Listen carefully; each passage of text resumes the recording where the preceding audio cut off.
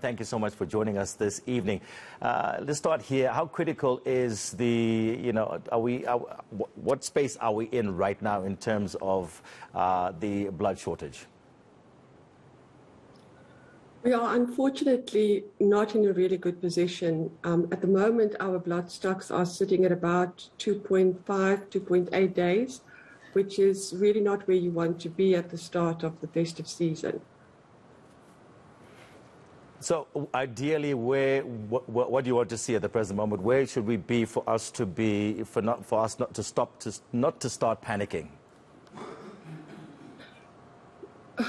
You know, in an ideal environment, in an ideal situation, we would like to be at 5-day stock. 5-day stock means that we are able to meet the needs and the demands of all of our patients all over the country, whether it is in Gauteng, in Johannesburg, or whether it's Lusikisiki in the Eastern Cape. The moment we drop below 5 days, it becomes increasingly more difficult to ensure that the blood supply at the various blood centers, the blood banks in all of our hospitals are met. It means that we have difficulty in ensuring a sufficient supply of platelets for our cancer patients. And it also brings with it an increasing financial burden because we need to rely on being able to courier blood on a daily basis between our processing laboratories and our blood banks, which all of that places a tremendous strain on the business and increases, in fact, the cost of blood. So less than 1% of South Africans are regular blood donors. Why is this? That seems like a very low figure.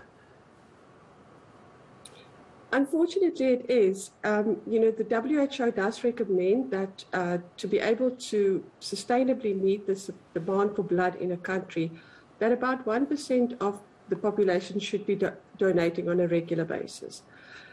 With us, we have great difficulty meeting this objective, in part because we have a population that is based in rural areas. We have high levels of poverty, high levels of background HIV and other infections that makes it difficult for people to donate blood.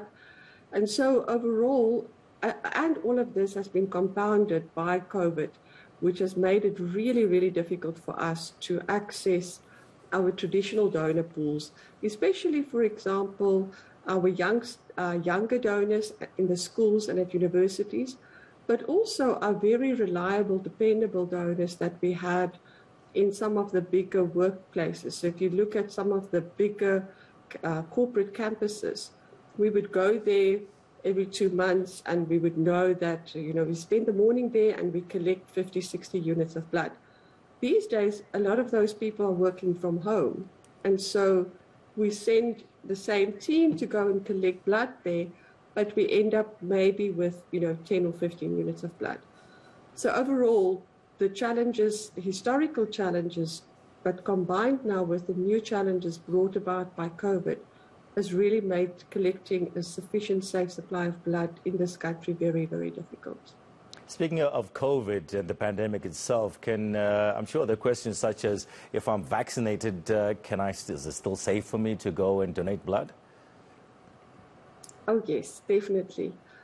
We welcome all donors as long as you are feeling healthy on the day, whether you are vaccinated or not. We will gladly accept you. There's no difference in the blood between donors who are vaccinated and those who are not. And, you can come and donate essentially the same day that you donate, that you get vaccinated. But on occasion, people feel a little bit, below the weather after they've had their vaccine, and then we suggest that you stay away until you feel better. But really, a day or so after you've been vaccinated, you can come and donate. And we accept vaccinated and unvaccinated donors. Yourselves as the SANBS, are you doing enough? Are you communicating enough? I was looking at some of the figures on your website. Every unit of blood can save a minimum of 3 lives. And also speak to us about, it's just not the blood, isn't it? There's also plasma that a person will also be donating. Indeed. So when you donate 1 unit of blood, we take that 1 bag of blood and we essentially can, in certain instances, in fact, make it into about 5 or 6 different products. So one normal bag of blood that we collect, for example, can be made into 3 little bags of blood for our baby patients out there. The plasma we either use directly for our patients, or it is provided to our one of our companies that we work with very closely, the National Bioproducts Institute, and they make all kinds of other products from that.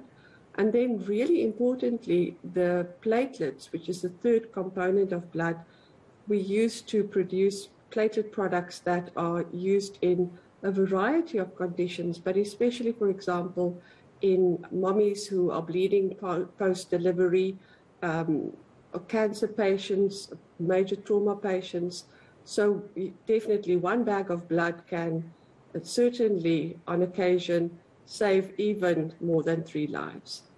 Now, Karin, let's talk about the frequency here. How many times can I donate blood every year? And also, is it safe, especially right now when, we're all masking up, we're washing hands whenever possible and so forth? Is it safe still to donate blood, and how many times can I donate blood?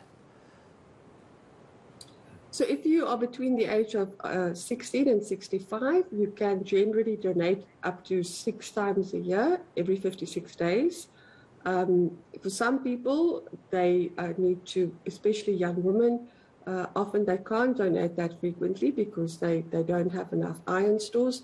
But then, we tailor it according to what you can do. And yes, SANBS has, even right from the very start of the epidemic, gone to extraordinary lengths to ensure the safety not only of our staff, but very definitely also of our donors. So we have very strict protocols in place to make sure that we comply with all the national regulations around the provisions for COVID, but we have even gone a step further. We have implemented very strict measures around sanitizing our work areas, making sure that we, according to the levels of lockdown and the levels of infections going around at a particular time, that we implement the necessary requirements that I would feel comfortable with my father, for example, who is elderly, to come and donate. So that is really the kind of approach that we take to this kind of things, is that we want to create an environment where we would feel comfortable for our loved ones and our dear ones to come to. And so this is what we strive for as the National Blood Service. Okay, so lastly, anybody can walk into a SANBS center location. Are you spread out throughout the whole country? Yes, we are, with the exception of the Western Cape, where we have our sister company, the Western Cape Blood Service. They cover the Western Cape. But beyond that, we cover everywhere, Lusiki to Alice Ras, the length and breadth of KwaZulu-Natal, deep into the Northern Cape. So wherever there's more than a handful of people, you are likely to be able to find us somewhere there, at least every couple of months. All right. Thank you so much for chatting with us this evening. SANBS Medical Director Karin Berg there, concerned a little bit about the number of people donating blood at the present moment, especially heading into the festive season.